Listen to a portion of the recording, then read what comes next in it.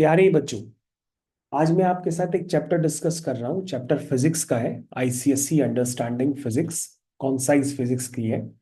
तो concise physics ये है बेसिकली आईसीएसई बोर्ड की है। और आपको करना क्या है, अभी हम इसमें से एक चैप्टर डिस्कशन कर रहे हैं। उसका नाम है फिजिकल क्वांटिटीज एंड मेजरमेंट्स। तो इस चैप्टर का डिस्कशन हम लोग ने पहले भी किया है।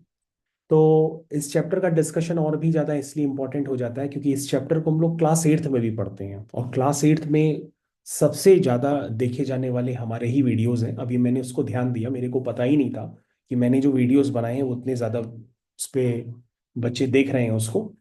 उसमें काफ़ी सारे बच्चों ने कमेंट्स भी किए हैं, बहुत सारे। मैंने देखा नहीं है।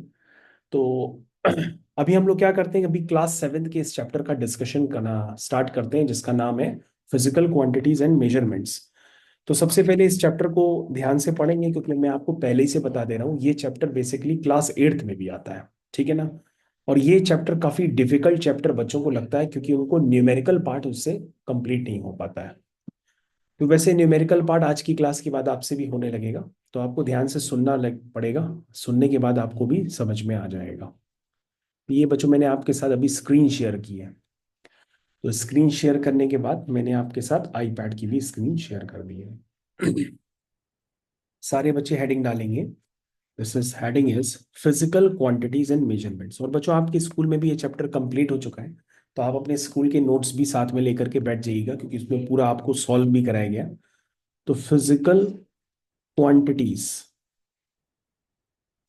तो फिजिकल क्वांटिटीज एंड मेजरमेंट, तो ये बच्चों चैप्टर का नाम है। तो आप इसका हेडिंग आप खुद से डाल दीजिए। मैं डायरेक्टली इसमें क्वेश्चंस को अभी कंप्लीट करूंगा।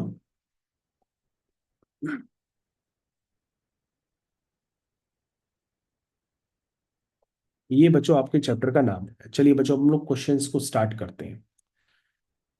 तो बच्चों, एक क्वेश्चन एग्जाम में बहुत ही कॉमन आता है इस चैप्टर से। वो है आपका न्यूमेरिकल पार्ट। तो न्यूमेरिकल पार्ट में आपने जितने भी एग्जाम्स दिए होंगे अभी तक, या पेपर आपके स्कूल में हो भी चुका होगा, तो सबसे लास्ट में आपके पास न्यूमेरिकल लिखे हैं। न्यूमेरिकल ये मैं आपसे पहले भी डिस्कस करके बता चुका हूँ। यहाँ पे लिखा है कि भैया एक्सप्रेस करो 36 किलोमीटर पर आवर को मीटर पर सेकेंड में। ये क्वेश्चन कहा गया है।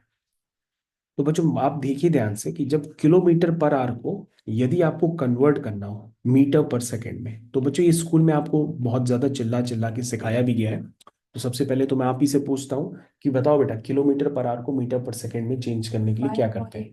5/18, बिल्कुल सही जवाब दिया। क्योंकि स्कूल में भी इस क्वेश्चन को कम से कम हमें लग रहा 5-6 बार कराया गया है। तो ऐसा क्यों करते हैं बेटा? स्कूल में रीजन भी बताया गया था आप लोगों को।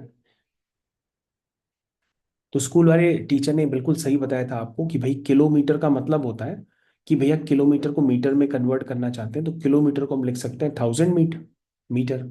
और आर को हम लोग सेकंड में लिखेंगे, तो आर का मतलब होता है 3600 सेकेंड्स। तो बच्चों, किलोमीटर को अगर हम 1000 मीटर से रिप्लेस कर दें, और आर को अगर हम 3600 सेकेंड से रिप्लेस कर दें, और इस क्वांटिटी को अगर हम सिंप्लीफाई करें, तो बच्चों ये क्वांटिटी सिंप्लीफाई करने पर बन जाती है 2×5 = 10 और 2×18 तो आपको ये बात समझ में आएगी कि भैया कभी भी किलोमीटर पर आर दिया हो और उसको मीटर पर सेकेंड में चेंज करना हो, तो भैया आप ये जरूर याद रखिए, क्योंकि स्कूल में भी बताया गया है और आपके नोट्स में भी लिखा हुआ है कि अगर हम किलोमीटर पर आर में 5/18 का मल्टीप्लाई कर देते हैं, तो हमारे पास जो क्वांटिटी होगी वो मीटर पर सेकेंड में चेंज हो जाती है। आप इस बात को बार बार याद रखिए भाई, क्योंकि याद नहीं रखेंगे तो 11th 12th की स्कूलिंग भी आप सही से नहीं कर पाएंगे।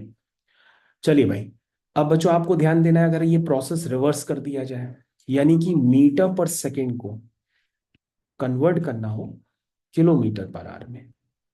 यदि मीटर पर सेकेंड को किलोमीटर पर आवर में कन्वर्ट करना हो, तो उसका भी तरीका काफी आसान होता है कि जस्ट आपको उल्टा काम करना है, 18/5 का मल्टीप्लाई करना है।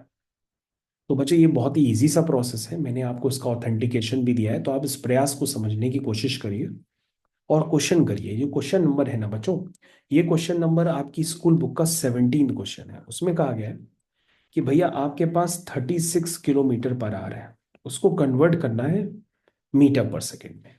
तो आपने क्या कहा कि सर ने अभी इतनी देर तक बताया था कि किलोमीटर पर आवर को मीटर पर सेकेंड में चेंज करना है, तो 5/18 का मल्टीप्लाई कर देते हैं।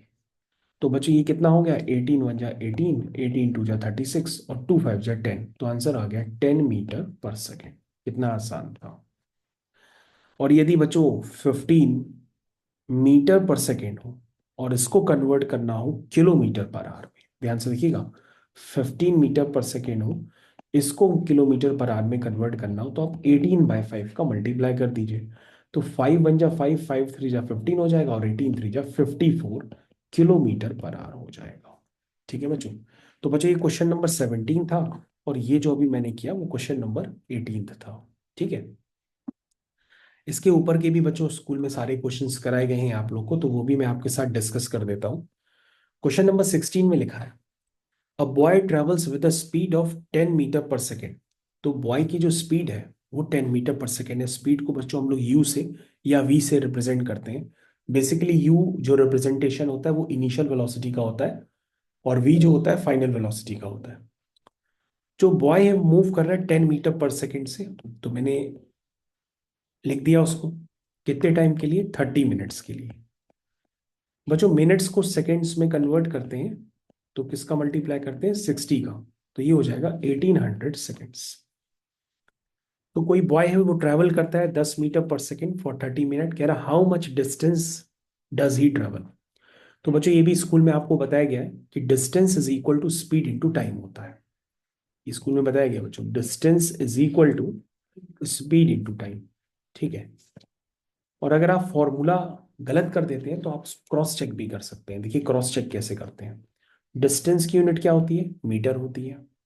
स्पीड की क्या होती है ऐसा यूनिट, मीटर पर सेकेंड होती है। टाइम की ऐसा यूनिट क्या होती है, सेकेंड होती है। तो बच्चों सेकेंड से सेकेंड क्या हो गया, कैंसिल हो गया। Metre is equal to metre बचा। इसका मतलब ये सही फॉर्मूला है, distance is equal to speed into time. अगर बच्चों ये गलत होता तो metre is equal to metre ना आता। ठीक है। चलिए बच्चों, तो डिस्टेंस निकालनी है, तो आप जल्दी से बताइए। जो डिस्टेंस होगा वो स्पीड इनटू टाइम के बराबर होगा। टाइम कितना है, 1800। तो बच्चों जब मीटर पर सेकेंड को सेकेंड से मल्टीप्लाई करते हैं तो मीटर बचता है। तो बच्चों ये कितना हो गया, ये हो गया 18,000 मीटर। आंसर आ गया, कितना आसान था। और इसको अगर आपको किलोमीटर में कन्वर्ट करना है, तो मीटर को किलोमीटर में कन्वर्ट करने के लिए आप 1000 से डिवाइड करेंगे, तो ये 18 किलोमीटर हो जाएगा। ये हो गया बच्चों क्वेश्चन नंबर 16। अब बच्चों आपके पास है क्वेश्चन नंबर 15। क्या लिखा है, how long a train will it take to travel a distance of 200 kilometre with the speed of 60 kilometre per hour. तो बच्चों यहाँ पर क्वेश्चन में कभी भी लिखा जाए कि हाउ लॉन्ग का मतलब होता है कि वहां पे आपको टाइम निकालना है। तो बच्चों आपकी जो पास डिस्टेंस जो है वो 200 किलोमीटर है। ठीक है। और जो बच्चों स्पीड है उसको वी आई यू से रिप्रेजेंट कर सकते हैं, वो 60 किलोमीटर पर आवर है। क्या पूछ रहा है, टाइम पूछ रहा है।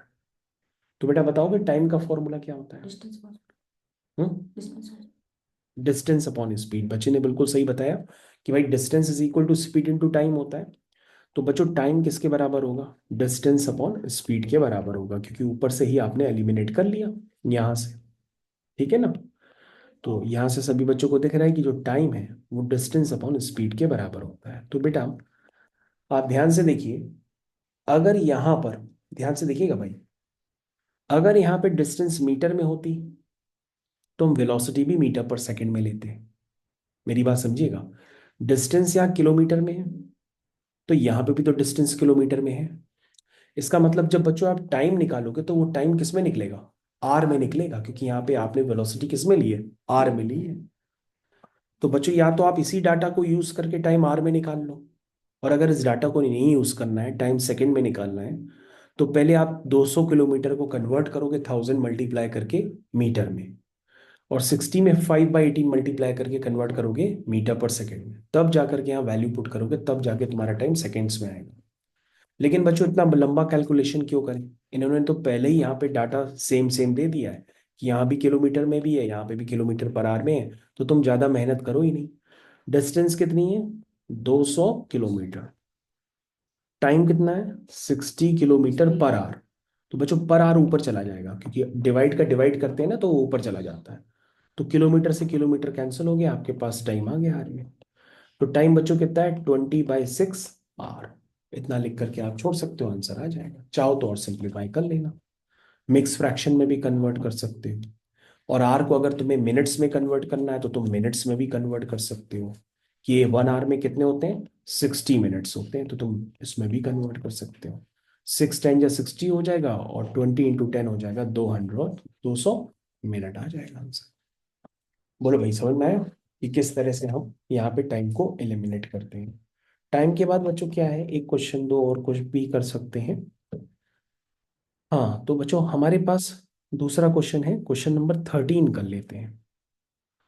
तो बच्चों क्वेश्चन नंबर 13 से रिलेटेड क्वेश्चंस आपको स्कूल में भी काफी सारे कराए गए हैं। आपको याद रखना होगा कि जो डेंसिटी होती है वो मास बाय वॉल्यूम होती है। अगर आप ये फॉर्मूला नहीं जानते हैं तो आप बहुत सारे क्वेश्चंस नहीं कर पाएंगे। और यदि आपसे पूछा जाए डेंसिटी की ऐसा यूनिट, तो आप अगर आपने क्लास नोट्स देखेंगे तो उसमें भी फ्रंट पेज पे आपको लिखाया गया है कि मास की एसआई यूनिट होती है केजी, और वॉल्यूम की एसआई यूनिट होती है मीटर क्यूब। तो डेंसिटी की एसआई यूनिट होती है केजी पर मीटर क्यूब। तो ये आपको याद रखना होगी कि SI unit of density is KG per metre cube. तो आप इसको भाई याद रखिए, बार बार बताने की जरूरत ना पड़े, ये इंपॉर्टेंट है। 13वां, द डेंसिटी ऑफ कॉपर। बेटा यहाँ पे कॉपर की डेंसिटी दी है, कितनी है कॉपर की डेंसिटी? 8.9 ग्राम पर सेंटीमीटर क्यूब। बच्चों यहाँ पे मास को ग्राम में लिया गया है और लेंथ को सेंटीमीटर में लिया गया है, तो इसका मतलब ये ऐसा यूनिट नहीं है, ये सीजीएस यूनिट होती है। क्योंकि आपको दो तरह की यूनिट क्लास 6 में पढ़ाई जाती है, एक एमकेएस होती है, एक सीजीएस होती है। एमकेएस का मतलब होता है लेंथ होती है मीटर में, मास होता है केजी में, और टाइम होता है सेकेंड्स में। और सीजीएस का मतलब होता है लेंथ होती है सेंटीमीटर में, मास होता है ग्राम में, टाइम होता है सेकेंड में। तो बच्चों आपके पास दो ऑप्शंस होते हैं, या तो पूरा क्वेश्चन इस यूनिट में होना चाहिए, या तो पूरा क्वेश्चन इस यूनिट में होना चाहिए, एमके और सीजीएस। तो बच्चों अगर आप इस क्वेश्चन को भी ध्यान से देखेंगे तो डेंसिटी जो है यहाँ पर आपकी, वो सीजीएस यूनिट में है, क्योंकि वहां पे मास जो है ग्राम में है और लेंथ सेंटीमीटर में है। कह रहा है what will be its density in KG per metre cube. ये तो बच्चों बहुत ही आसान क्वेश्चन हो गया। ये कह रहा है सीधा सीधा डेंसिटी हमको केजी पर मीटर क्यूब में बता दो कितनी होगी। तो बच्चों देखो कन्वर्जन कैसे करते हैं। ऊपर ग्राम लिखा है ना, ग्राम लिख दो। नीचे सेंटीमीटर क्यूब लिखा है। किसी का भी क्यूब का मतलब होता है वो 3 बार है, centimetre into centimetre into centimetre, तभी उसका क्यूब होता है। तो बच्चों आपको किस में इसको कन्वर्ट करना है? आपको कन्वर्ट करना है इसको केजी पर मीटर क्यूब में कन्वर्ट करना है। देखो बच्चों ये तो क्वेश्चन बहुत सारे होते हैं, ऑलरेडी आ भी चुके होंगे मेरे ख्याल से। अगर आपको नहीं पता है तो आपने गलत करके आए होंगे आप एग्जाम में, तो अब आप सही सीखने का समय आ गया। बच्चों ध्यान से देखो, सबसे पहले हमने 8.9 लिखा, ठीक है। ऊपर क्या है? ग्राम। ऐसे सोचो बच्चों, ये 1 ग्राम लिखा है।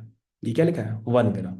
ग्राम को केजी में कन्वर्ट करना है, तो बच्चों ग्राम को केजी में कन्वर्ट करने के लिए 1000 से डिवाइड करते हैं। कर दिया, तो ऊपर वाला ग्राम किस में कन्वर्ट हो गया? केजी में।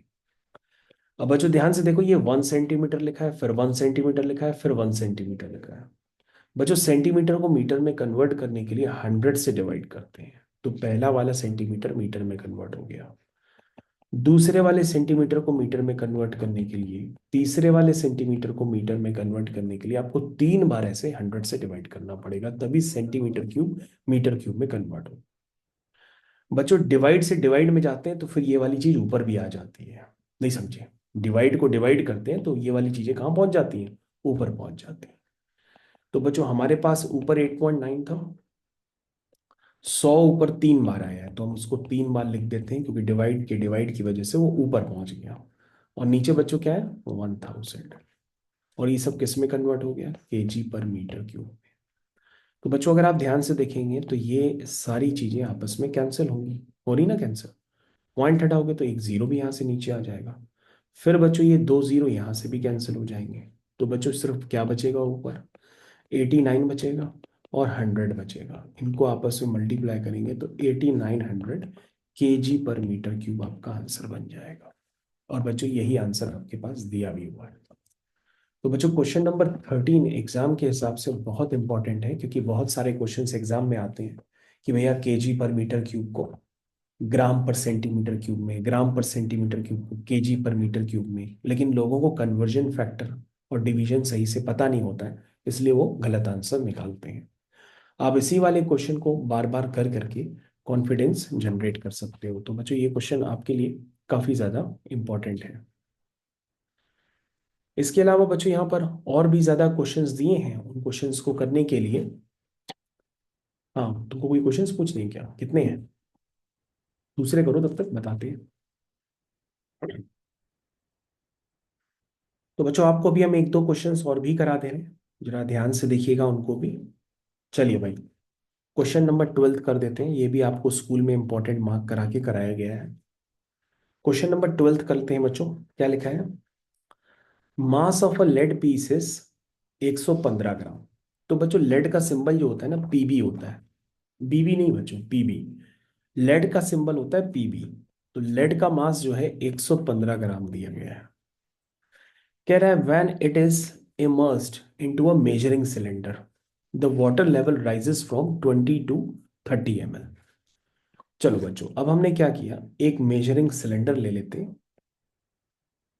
है ना। पहले इसमें जो वाटर का लेवल था बच्चों, वो कुछ और था। क्या था पहले? वो 20 ml था। कितना था इसमें वाटर? 20 ml। जैसे ही मैंने ये लेड का टुकड़ा डाला, तो इसमें वाटर लेवल जो हो गया, पहले कितना था? 20 था। और ये डालने पे वाटर का लेवल बढ़ गया। कहाँ तक हो गया वाटर का लेवल? 30 ml तक हो गया। पहले इसमें 20 ml पानी था। जैसे ही मैंने ये लेड का टुकड़ा डाला, इमर्स्ड यानी कि उसमें डुबा दिया, तो वाटर का हाइट बढ़ गया। कह रहा है, क्वेश्चन रिपीट कर देते हैं क्योंकि हो सकता है काफी बच्चों के पास बुक्स ही ना हो। The mass of a lead piece is 115 gram. When it is immersed in a measuring cylinder, the water level rises from 20 ml to 30 ml. कह रहा volume of the lead piece. पूछ रहा बच्चों, वॉल्यूम बताओ lead piece का कितना होगा। तो बच्चों, यहाँ पर आपको बताया जाता है कि भाई आर्किमिडीज नाम का एक आदमी था। उसने काफी सारे एक्सपेरिमेंट्स किए थे और उसने बताया था कि अगर आप कोई भी सॉलिड बॉडी को पानी में डालते हैं, तो वो अपने वॉल्यूम के बराबर लिक्विड को, मतलब किसी भी सॉलिड बॉडी, जैसे मान लो अगर आपको आर्किमिडीज का प्रिंसिपल पढ़ा ही नहीं है, स्कूल में कुछ पढ़े ही नहीं है। स्कूल में पढ़ा है तो सब कुछ है, लेकिन अगर आपने कुछ भी नहीं पढ़ा तो आप ध्यान से सुनिए। आप नहा रहे हैं, मान लीजिए बाथरूम में। बाथरूम में नहाते नहाते आपका मन किया कि हम टब में बैठ जा रहे हैं या बाल्टी में बैठ जाते हैं। कई लोग छोटे में बच्चे जो होते हैं ना, जैसे दीप नहाते नहाते क्या होता है, बाल्टी में ही चला जाता है। जैसे बाल्टी में जाता है पानी भर के, तो जैसे ही पैर डालता है पानी में तो पानी बाहर आ जाता है, तो उसको मजा आती है, छप छप करता है। तो आपको बेसिकली क्या करना होगा, इस कंसेप्ट को समझना होगा, क्योंकि आर्किमिडीज भी इस प्रिंसिपल को समझने के लिए बाथरूम में सबसे पहले नहाने गया था। और नहाने के बाद जैसे ही उसको पता पड़ा कि ये एक्सपेरिमेंट ऐसे काम कर रहा है, तो वो खुशी के मारे दौड़ पड़ा नंगा ही शहर के, मतलब आर्किमिडीज मानेंगे नहीं, शहर में नंगा ही दौड़ रहा था जब उसका एक्सपेरिमेंट सफल हो गया बाथरूम के अंदर। तो क्या एक्सपेरिमेंट ने किया, उसने कहा कि भाई जैसे मान लो दीप जो है अपना पैर पानी में डालता है, या कोई भी बॉल डाल देता है, या कोई भी भारी चीज पानी में डालता है, तो वो बेसिकली वो जो भी ऑब्जेक्ट होगा, उस ऑब्जेक्ट की वजह से क्या होता है, लिक्विड डिस्प्लेस होता है।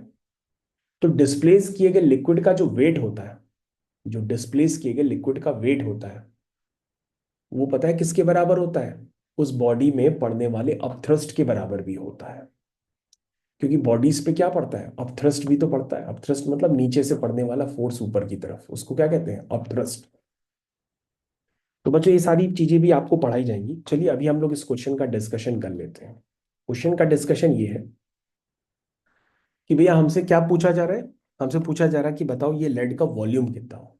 तो तुम कहोगे सर लेड का टुकड़ा डाला तो हाइट कितनी बढ़ी? 10 ml बढ़ी। यानी कि 10 ml, ml क्या होता है बच्चों? वॉल्यूम होता है। ml क्या होता है? वॉल्यूम। तो मैंने हम बताया था ना कि कोई भी ऑब्जेक्ट अपने द्वारा जो लिक्विड डिस्प्लेस किए करता है, उस डिस्प्लेस किए गए लिक्विड का जो वॉल्यूम होता है, वो कितना है? बताओ कितना है वो? 10 ml है। क्योंकि पहले कितना था वाटर लेवल? 20 ml था। तुमने उसको डाला तो कितना हाइट बढ़ गई? 10 ml बढ़ गई। और टोटल हाइट हो गई 30 ml। तो इसका मतलब डिस्प्लेस किए गए लिक्विड का वॉल्यूम उस ऑब्जेक्ट के किसके बराबर होगा? बताइए। वॉल्यूम के बराबर होगा। ये बात आपको समझ में आनी चाहिए। तो वही पूछ रहा भाई, volume of a lead piece कितना होगा। तो बच्चों सीधा सीधा वॉल्यूम ऑफ लेड पीस किसके बराबर हो गया? Volume of liquid displace. Volume of lead piece किसके बराबर हो गया? Volume of equal to volume of liquid displace, और लिक्विड उसकी वजह से कितना डिस्प्लेस हुआ है, 10 ml। कितना हुआ है, 10 ml। ये बच्चों आपको समझ में आना चाहिए, 10 ml। अच्छा बच्चों देखो आगे क्या लिखा है, the density of the lead in KG per metre cube. बच्चों डेंसिटी भी पूछी जा रही है, लेड की डेंसिटी। तो लेड का मास गिवन है ना क्या, हाँ लेड का मास तो गिवन है। उसका वॉल्यूम कितना है, 10 गिवन है। तो डेंसिटी क्या होती है, तो बच्चों डेंसिटी होती है मास बाय वॉल्यूम। क्यों भाई, डेंसिटी ऑफ लेड जो होती है वो होगी उसका मास डिवाइड बाय उसका वॉल्यूम। वॉल्यूम कितना है, ml में। क्यों भाई, लेकिन बच्चों ये जो डेंसिटी आपने निकाली है ग्राम पर ml में निकाली है, तो उसने ग्राम पर ml में तो पूछी नहीं है। उसने पूछा है कि भैया ये density KG per metre cube में कितनी हो, ये पूछ रहा है बच्चों। ये density KG per metre cube में कितनी हो। तो बच्चों ग्राम को अगर आपको केजी में कन्वर्ट करना है तो मैंने बताया था कि 1000 से डिवाइड करते हैं तो ग्राम केजी में कन्वर्ट हो जाता है, ये तो मैंने बताया था। और बच्चों ml को मीटर क्यूब में कन्वर्ट करना हो तो क्या करते हैं बताएंगे, ml को लीटर में कन्वर्ट करना हो या मीटर क्यूब में कन्वर्ट करना हो तो क्या करते हैं, तो 1 ml में भाई हम उसको क्या करते हैं, डिवाइड करते हैं 100 × 100 × 100 से। समझ में आया। तो जब डिवाइड करते हैं ना तो वो डिवाइड ऐसे आता है देखो, 1/100, 1/100, 1/100, ये 3 बार आता है, तब जाके ml किस में कन्वर्ट होता है, मीटर क्यूब में। और ये बच्चों 0 0 0 0 ऐसे कैंसिल हो जाते हैं, और बच्चों नेट में मिला करके एक ये भी जीरो कैंसिल हो जाता है, 3 जीरो बचते हैं नीचे जो ऊपर की तरफ पहुंच चुके होते हैं ना। तो ये 3 जीरो जब ऊपर पहुंचेंगे तो आपके पास कुछ इस तरह का डाटा क्रिएट हो जाएगा, ठीक है ना। और ये बच्चों आपके पास आंसर आ जाएगा केजी पर मीटर क्यूब में। आप इसको देख लीजिएगा जो भी डाटा है। तो यहाँ बच्चों एक बात और भी देख लीजिएगा कि यहाँ पर पहले से ही आपके पास कुछ गिवन था, यहाँ पे क्या गिवन था, 10 ml गिवन था ना। तो 10 ml को आपने किस में कन्वर्ट किया था बताइए, मीटर क्यूब में। तो ml को मीटर क्यूब में कन्वर्ट करने के लिए आपने क्या किया, 3 बार 100 से डिवाइड किया। तो बच्चों जब 3 बार 100 से डिवाइड करोगे तो एक ये वाला भी जीरो आपस में कैंसिल हो जाएगा, क्योंकि 10 ml का भी एक 10 अलग से था। तो यहाँ पे एक जीरो कम आएगा, ठीक है ना। तो आंसर कितना हो जाएगा, 11,500 केजी पर मीटर क्यूब। तो बच्चों ये याद रखना लेकिन कि ml को अगर कन्वर्ट करना है मीटर क्यूब में तो क्या करना पड़ेगा, 3 बार 100 से डिवाइड करना पड़ेगा। यानी कि किससे मल्टीप्लाई करना पड़ेगा, 1/100 × 100 × 100 कितनी बार हुआ, 6 जीरो, यानी 10⁻6 से। तो ml को जब हम 1/10⁻6 से मल्टीप्लाई करते हैं तो ये किस में कन्वर्ट हो जाता है, मीटर क्यूब। ठीक है बच्चों। तो बच्चों ये वाला क्वेश्चन भी आखिरी वाला बड़ा इंपॉर्टेंट था, क्योंकि आधे से बच्चे तो यही नहीं जानते होंगे कि ml को मीटर क्यूब में कन्वर्ट करना है तो 3 बार 100 से भी डिवाइड करना पड़ेगा। भाई ग्राम को केजी में कन्वर्ट करना है तो मैंने ग्राम को केजी में कन्वर्ट करने के लिए 1000 से तो ये डिवाइड किया था, लेकिन ये 10 ml भी था ना। तो उस 10 ml को मेरे को लीटर में कन्वर्ट करना था तो मैंने 3 बार 100 से डिवाइड भी किया। तो आपका आंसर निकल करके आ गया जो आपकी बुक से मैच भी कर रहा है। तो आई थिंक बच्चों इतने क्वेश्चंस पर्याप्त हैं आपके लिए, ठीक है। बाकी क्वेश्चंस आप लगाइए, मैंने मेन मेन क्वेश्चंस आपको करा दिए।